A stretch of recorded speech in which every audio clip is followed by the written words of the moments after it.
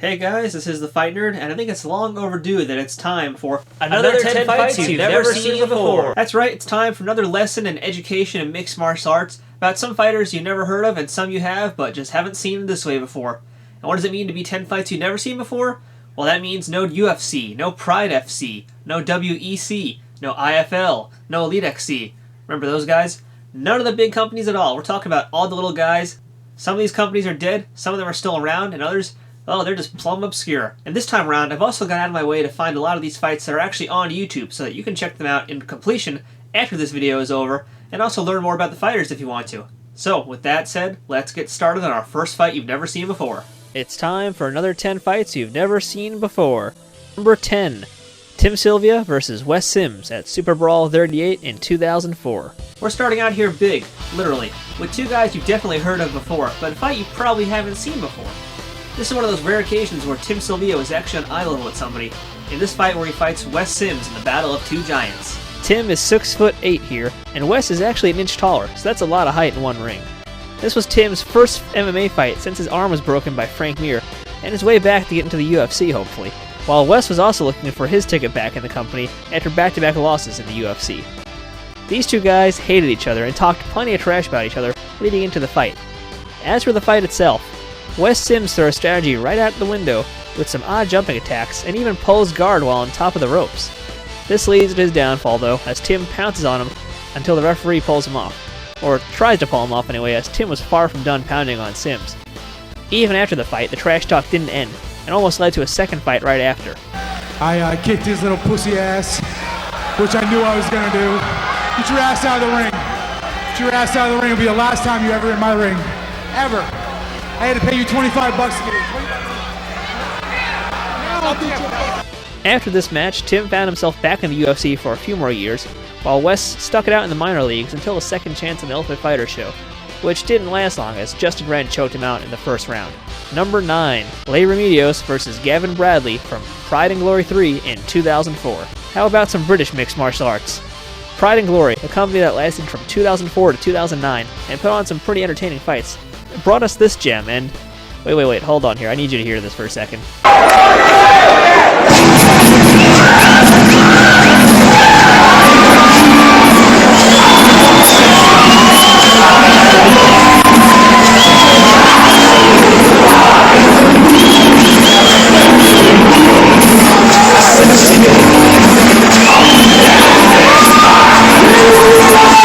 Yeah, that was Shawn Michaels' theme, and that's Remedios. Lei was the total package when it came to lightweight fighters, and this dominating performance showcased his skills perfectly. From his lightning-fast strikes to explosive takedowns and ground control, Remedios was unfortunately never able to push it to the next level and hang with the big dogs, despite having some excellent fights throughout his career of 27 bouts.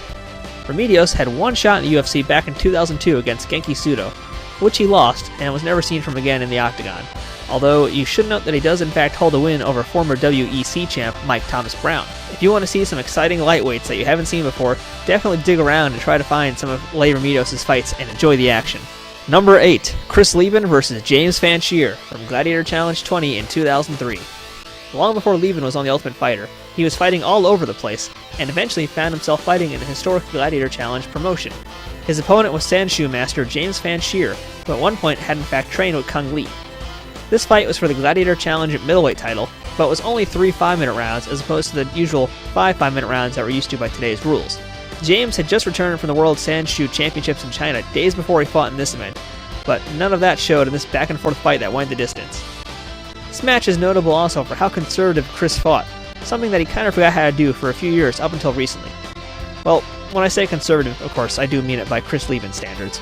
This match is full of Team Quest's trademark dirty boxing and wrestling prowess from young Leben, and Fanchier's quick striking and throws from his Sanshou background. In the end, the belt went to Leben, but both men left the cage with a newfound respect for each other, as well as a bunch of cuts and bruises. Number 7. Jens Pulver versus Joe Stevenson from the Bas Rutten Invitational 3 in 1999. Most of you know Jens Pulver, and who doesn't love the guy? And most of you also know Joe Stevenson, another lovable fighter. So what happens when you put a prime Jens Pulver in a cage with a rookie Joe Stevenson? Pretty much a mugging, as Pulver did what he did best here and sent Joe kissing the mats in under a minute of this fight. Stevenson continues to fight in the UFC lightweight division right now, while Pulver continued to fight his unfortunate losing streak, which he recently rebounded from with a win in XFO 38 in Chicago. Number 6. Matt Yuse versus Hiromitsu Kanehara from Rings in 2001. Here's a fight I love watching with Matt Yuse. His opponent, Kanehara, had made it into the Final Four of Ring's massive King of Kings 2000 tournament a few months earlier, losing to the man who won it all, Antonio Rodrigo Nogueira, who you might have heard of. Also of note, a few years earlier, Kanehara was supposed to compete in the UFC Japan tournament, but was injured, forcing him out of the event and leading to Kazushi Sakuraba making his pro MMA debut. Anyway, around the same time Kanehara was in the Rings tournament, Yuse had just lost 2 back-to-back fights against Dennis Hallman in the UFC and Jose Pele Landis outside of the company, and went on a storm fighting 5 guys in 4 months, beating them all decisively. This brought Yuse to Japan where he fought Kanehara, and the reason I love this fight, which is because Kanehara really just gets the better of Yuse for the most of it. I love watching Matt Yuse struggle, and not out of some weird schadenfreude, but because I love watching champions get tested. You can learn a lot from this fight by watching it, just like Yuse learned a lot from fighting in it. And while we're in Japan, number 5, Yoshihiro Maeda versus Tomomi Iwama at Deep 21st Impact in 2005. I don't like saying those names at all. So, these 2 Japanese guys are fighting each other in Deep. They're just kind of getting a feel for each other, throwing out a few weak jabs and kicks, and suddenly, dang-a-the-dang-a-the-dang, as Boss Rutan would say, the guy doing the knockout here is Yoshihiro Maeda. Maeda went on to fight in Pride Bushido and even fought Miguel Torres in the WEC for his bantamweight title, which he lost. Recently, Maeda has been competing in Dream, where he made it to the quarterfinals of their featherweight Grand Prix. Iwama, on the other hand, fought twice after this, a draw to Yoshihiro Tomioka in 2006, and then a win over Makoto Kamaya in January 2010, 4 years after his last fight. I think it's safe to say at this point that Maeda just kicked the fight out of him. Okay, so I think you guys have seen enough of Japan for now. Why don't we take a quick little trip to the Netherlands and see what's happening over there? Number 4. Heath Herring versus Renee Ruse from Too Hot to Handle in 2000. Now, this one is just plain ugly. Renee Ruse isn't much to talk about beyond being a mediocre fighter at best, but what is fun to talk about here is how much of a train wreck this fight turns out to be. Poor Heath Herring, still pretty new to mixed martial arts, had to deal with some very dirty tactics in this fight from Ruse. First, Renee holds the ropes for way too long.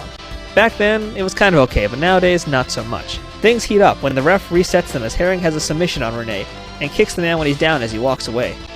As the fight continues, Heath goes for a takedown as Renee once again holds the ropes, and this time eye gouges Heath badly. So they reset, and Heath once again shoots, and Renee once again holds the ropes. As Heath takes him down and works the submission, they are, guess what, reset again for being too close to the ropes. What happens next? Same as before. Heath shoots, Renee holds the ropes. This cycle happened 2 more times until finally, Renee just stopped caring and started stomping on Heath, then taking a blatant cheap shot at him. This finally resulted in a disqualification win for Heath, who went on to bigger and better things in Pride in the UFC, while Renee just kept on, well, sucking. Alright, so that was enough of Europe. Let's go back to Japan. Number 3. Megumi Yabashida versus Laura De Augusta from Smack Girl Dynamic in 2005. Here's a great women's mixed martial arts fight in the land of the rising sun between Tiger Schulman's Laura De Augusta and Megumi Yabushida. Laura was a pioneer in the East Coast MMA scene, fighting in the very first Ring of Combat and reality fighting shows, fighting ladies like Amanda Buckner and Roxanne Modafferi. Laura met Megumi for the first time in Smack Girl, and they went toe-to-toe trading hard kicks and punches and showing off their excellent grappling skills. These fighters had the total package, and if you don't like women's mixed martial arts, I think this is a good fight to make you change your viewpoint. The 2 went to a decision, which Laura won, and the pair met again a year later at Ring of Combat, where Laura won again, this time by first round TKO. Sadly, that fight was Laura's final pro bout. Megumi still fights now in GCM, Jules, and other random worldwide events, and both are definitely worth taking a look at if you like women's MMA. Besides, how can you not like a fighter who makes an entrance wearing, whatever that is? Let's just go to the next fight. Number 2, Czech Congo versus Jupe Castile from Rings Holland in 2004. Now, Jupe Castile is one of those fighters that a lot of newer fans aren't going to know about, but luckily Czech Congo is. So we're going to take a look at Jupe, who was originally actually a bodybuilder but slowly worked his way up through the ranks of the Rings organization in Japan and Holland. A never-say-die fighter who always brought the fight, he met a young Czech Congo in the Holland offshoot of Rings. Despite an early knockdown, Castile fought on and put up a heck of a fight against the stronger and more skilled Congo. Seriously, seeing the shots he takes here, it's amazing he didn't go down for good after that first knockdown. In fact, Castile almost finishes the fight with a neck crank and did great on the ground. But because of Rings Holland rules, they were stood back up constantly, where Congo finished him off at over 4.5 minutes into the first round. 2 years later, Congo found himself in the UFC, where he still is currently right now, while Jupe defeated Dan Severn a year later for a heavyweight title, and then never fought again. But at least you know a little bit about this enduring fighter now. And the #1 MMA fight you've never seen before is Nick Baker versus Mike Kof Foot from MMA Kickfest in 2006. You want it obscure? Here's some obscurity for you. Meet Mike Kof Foot. He's the guy in the red shorts here. He fought an unprecedented 14 times in 2006, and not through the year, I mean from July through December. That would be very impressive until you realize that his record is 1 win and 15 losses. In reality though, his record is more like 1 and 16, as this fight wasn't recorded on SureDog's Fight Finder, and he just hit the canvas there. Good job, Mike Kof Foot. Good job. So there you have it. 10 fights you've never seen before. And if you have, well, that makes you hardcore! I'm hardcore! I'm hardcore! Now do yourself a favor and check out more about these organizations and these fighters on YouTube or other video websites. I'm the Fight Nerd, thanks for watching.